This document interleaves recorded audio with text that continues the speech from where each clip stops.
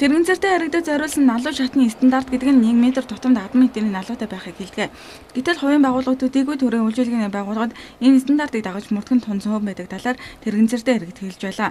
Наад зах нь тэрэгэн зэртэй иргэд хамгийн их үйлчлүүлдэг улсын эмнэлэг болон томоохон худалдааны төвөд налуу шат байдаг гэхгүй энэ тэрэгэн зэртэй иргэдийг бие даан нийгмийн харилцаанд ороход томоохон саад татгаруулдаг байна. Түүгээр зогсохгүй манай улсын хэмжээнд 16 ям байдаг ч тоотой хэдхэн ям л тэрэгэн зэртэй иргэдэд зориулсан налуу шаттай байна.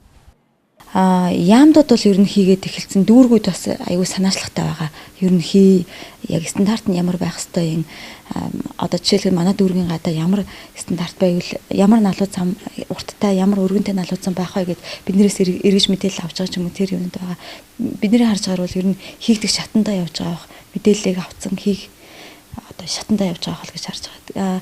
Хүн амын хөгжлийн нийгмийн хамгаалалч юм уу одоо яг тодорхой эрүүл мэндийн яам гэдэг газрууд бол яг налууд замаа хийчихсэн хамгийн сүүлд туйлын яам бас хийчихсэн байсан.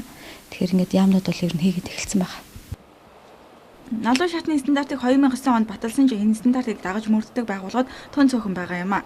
Өөртөө тэрэгэн зэртэй иргэдэд зориулсан налуу шат тавьж байна гэх боловч түүгээр нь тэрэгэн зэртэй иргэд явах боломжгүй их зөвсөр байдаг байна. Тиймээс налуу шатыг стандартын дагуу тавих хүсэлтийг Монголын тэрэгэн зэртэй иргэдийн холбооноос холбогдох байгууллагуудад нь хүргүүлжээ. Энэ нь үр дүнгээ өгч тэрэгэн зэртэй иргэд хамгийн ихээр үйлчлүүлдэг дүүргүүдийн нэгдсэн эмнэлэг болон засаг даргын хамгаан газрууд стандартад нийцсэн налуу шат тавьж эхэлжээ.